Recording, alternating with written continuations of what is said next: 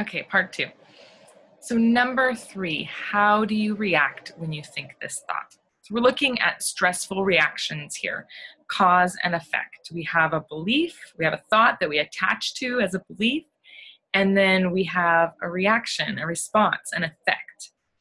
So some questions that can help us look at our reactions are, what do you get? Well, let me start with a different one. What emotions do you feel in your body when you have this thought? So for me, this thought, Ray should listen to me. When I think Ray should listen to me and he's not listening to me the way that I want him to, what emotions happen in my body?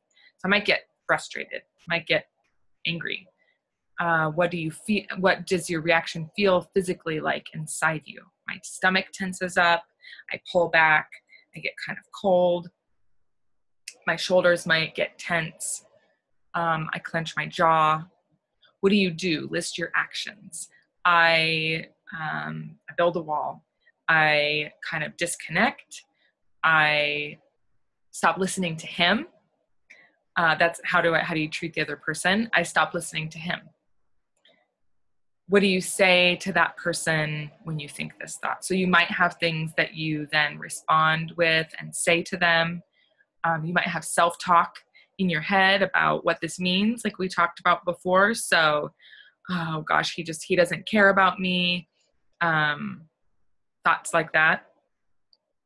These questions that have asterisks next to them come specifically from Jaya, the trust coach, and there's some information from her in the bonus resources. She's a great resource, a coach who is a dear friend of mine and someone who also uses this work in all of her coaching, and she has some really great perspectives on it. So some of the follow-up questions that she asks are, does this thought make you feel connected or separate? So when I think about this, Ray doesn't listen to me, I feel very separate. That does not empower me to feel connected in that moment. Does it give you peace or stress? It only makes me feel stressed. Does it put you in or out of your power? It takes me out of my power. I feel like he is in charge of my happiness and my feeling loved and valued, and that I don't have any say in that anymore. I feel like a victim. Whose business are you in when you're believing this thought? I'm in his business. I'm telling, in my mind, I'm telling him what he should or shouldn't be doing. I'm totally in his business. What is it that you fail to notice or lose track of completely when believing this thought? I fail to notice that he really does love me. I might be failing to notice that he just came home from a long day at work and he's tired. There's a lot of things that we can tune into when we ask this question, what is it that I'm failing to notice when I'm caught up in my story? And you might see things from a really different place. How's your relationship with the present moment? When I think Ray should listen to me, I'm in some kind of alternate reality that I wish were happening. That's not, and if in fact reality is not happening right now. I'm not connected to the present moment. I'm connected to some other space and time that I am, I'm living in, wishing that it was real. Does any of this feel kind inside yourself? No. This all feels stressful and disempowering. And one of the questions that I'll go back to from the beginning, what do you get when you hold this belief? So this is an interesting one, and it's a little bit different, but when I'm thinking about how do I react when I think this thought, Ray's not listening to me, and I think Ray should be listening to me. What is this actually giving me? What is this allowing me to do? So it's allowing me to disconnect from him. It's allowing me to treat him poorly. It's allowing me to not take responsibility for checking in with him to see if he wants to be listening in that moment. So that's what I'm getting out of this. We can look at, like, what are the benefits, which don't actually end up being real benefits to anyone, but sometimes we use these beliefs in ways to feel like we're in control of something, when actually we can recognize that we're really, it's a way of abdicating responsibility and power. And in each of these slides, I included a quote of Byron Katie's, because, you could just Google Byron Katie quotes and be inspired for days. I love them. So this one says, it's not the problem that causes our suffering. It's our thinking about the problem that causes it. It's not the fact that in this moment, he's not present with me and not attentive and listening. That's actually not the problem. The problem is that I believe he should be, that I'm living in some alternate reality that's not in fact happening. That's the problem. And when I can start to look at what is the reality here? How is this affecting me in this moment? Then I can actually get in touch with real life. That one didn't come through. But number 4, the question is, who would you be without the thought? This one is really powerful. So you'll hold your belief and actually see the situation where this comes up in. Close your eyes and imagine yourself there in the presence of the situation, in the presence of this person, and if it involves another person, and you're unable to have this thought. So for me, I would close my eyes. I would see myself in this situation where I'm trying to share something with Ray, and he's not listening. He's not in the space to listen in the way that I want him to. But there's nothing in me that can even have this thought that he should be listening. So how is that different? Who would I be without that thought? So I sit and I see this, and for me, it feels like, and what I see is, it's like turning down the sound on a movie. It's like watching a silent movie where there was sound, there was a story there that I was really attached to, and I'm just turning that sound off. I'm just seeing him there, seeing me there, and it feels much less stressful. It feels calm. It feels like, oh, right. He's a human there having a human experience of, not being in a place where he can take in whatever I'm saying for whatever reason. And I'm a human there having a human experience, wanting to connect and wanting to share. And how that's different is I'm not putting some other expectations on the situation for what it should be or what he should be doing. I'm not blaming him. And then I can start to be curious, and I'm actually connecting to what's happening in the moment, and then I can work with it and stay present with it instead of going off in this alternate reality that I wish were happening. Does this feel kinder inside of me? Yes, it feels so much more kind. And as you work through this yourself, who would you be without the thought that you're having? Even the action of trying to see the situation without your story, even if you think, who would I be without the thought? I don't know who I would be without the thought. I don't know is a beautiful answer. It is a perfect answer. And I think actually this image that's not showing up here said something about, I don't know is such a freeing place to be. That's freedom. Not being attached to any way of knowing. So even if you think, well, I don't know who I would be without that thought, that is great. The action of trying to see it without that programming is actually flexing the muscle that can help us get there. And if you are able to see it differently, and you are able to have a different experience where you feel it feels kinder inside of you, it feels more peaceful, sit in that for a few minutes. Stay there and meditate and let that wash over you. Let your nervous system marinate in this new reality, because you're building new neural pathways just by imagining it, just by sitting there, letting yourself experience this, even just in your own mind. It can be really powerful. And the last question is actually not a full question, but turn the thought around. So there's usually three ways to turn these thoughts around. And in this case, with the question or the belief that I'm using as the example, Ray should listen to me, there are 3 turnarounds. So if I turn it around to the self, that statement would be, I should listen to me. If I turn it around to the other, the statement would be, I should listen to Ray. And if I turn it around to the opposite, Ray shouldn't listen to me. So the 3 turnarounds usually are to the self, to the other, and to the opposite. And the 3, you can only turn it around 3 ways if you have 2 people in your sentence, if you have 2 nouns that you can switch places with or replace one of them with yourself. And so that just depends on grammar. It just depends on how you structure your sentence. There's no right or wrong way.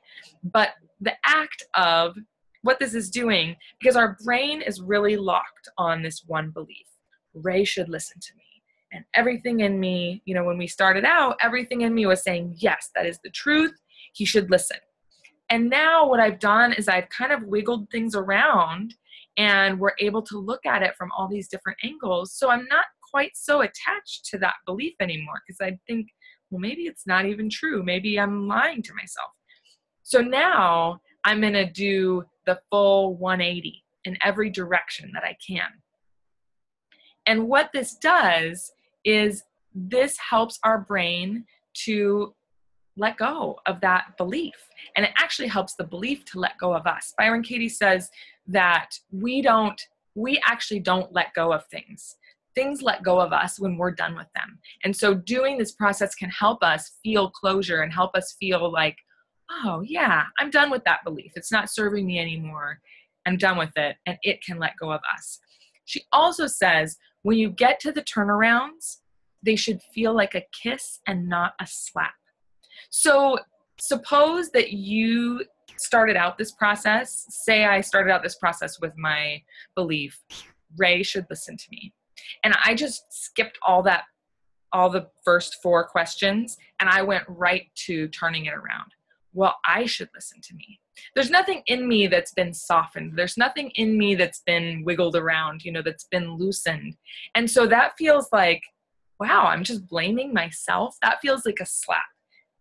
If you have that feeling, that it feels painful to turn it around, that it feels like it's actually criticizing yourself or shaming yourself or making yourself wrong or bad, I want you to stop right there and just put it down for a little while. Because, and then if you do want to look at it again, start from the beginning, because the purpose is that all of that softens us so that when we get to the turnaround, it feels like a kiss. When I look at these turnarounds now, I feel like, oh, right, yes, that's the truth. That there's a lot of space for me to listen to me. And I don't have to put that power and that responsibility in someone else's hands. And when I'm present in that moment and I go, yeah, I really want to share right now, and I really want to be listened to, and I see that he's not in the space to listen right now, I might go, oh, well, I need to call a friend and see if that friend is available to listen to me. Like, I need to listen to that need and find a way to get it met. So I just am giving you an example here. I just gave several pieces of evidence. So it says, find 3 reasons why this new thought is just as true or truer than the original thought. So I just gave several pieces of evidence why it's actually more true that I should listen to me instead of blaming him for not listening to me. The second turnaround, I should listen to Ray. How is this as true or truer than my original thought?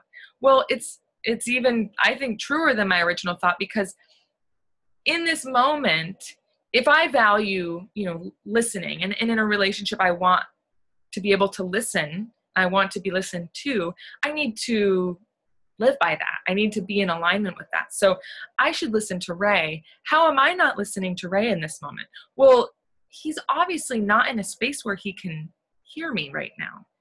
Did I take the time to ask his opinion, to ask him, are you in a place where you can listen to me, tell this story about my day or whatever it is? And then I can listen to him and hear, is he ready for that right now? I can think about how is I should listen to Ray true. I could also think about other scenarios, other situations, other examples of when maybe he came home and he really wanted to talk to me and I wasn't in the space of listening. And where, not to say that then I should force myself to listen. No, I should listen to Ray. I should hear that he wants to be listened to, And then give him my honest availability to say, gosh, I hear that you want to share this right now, and I really need to take a nap for 10 minutes to kind of refresh my brain so I can be fully present with you. Can we come back? And I'd love to hear this story in a little bit. Something like that, where I'm listening and I'm also taking care of my needs. And then the third turnaround, which sometimes people feel like is really wild, but we turn the statement around to the opposite. So my original statement was, Ray should listen to me. When I turn that around to the opposite, the statement says, Ray shouldn't listen to me. How could that be as true or truer than my original statement? Well, Ray shouldn't listen to me. In this moment, hypothetically, in this moment where I'm trying to talk to him and he's not listening, he shouldn't listen. He doesn't have the capacity to listen in that moment. And I don't have to know the reason why, but maybe he's tired. Maybe he's worried. Maybe he had a hard day. Maybe I said something that upset him and he's not in a place where he can take in any more of what I'm saying. There could be a million reasons why he really shouldn't be listening to me in this moment, because he's taking care of himself and that is his job. So we don't always have to know the reason why that could be true, but when we start to come up with some examples for it and some pieces of evidence for it, our brain softens and goes, oh, right. Yeah, I'm thinking in this moment that he should be doing something that he just shouldn't be doing right now. And how do I know that he shouldn't be doing it? Because he isn't. So Byron Katie talks a lot about reality, a lot about what is happening. What is happening is what should be happening. And she says, how do I know that? Because it's happening. So we can start to live more in reality, less in how we wish things were happening.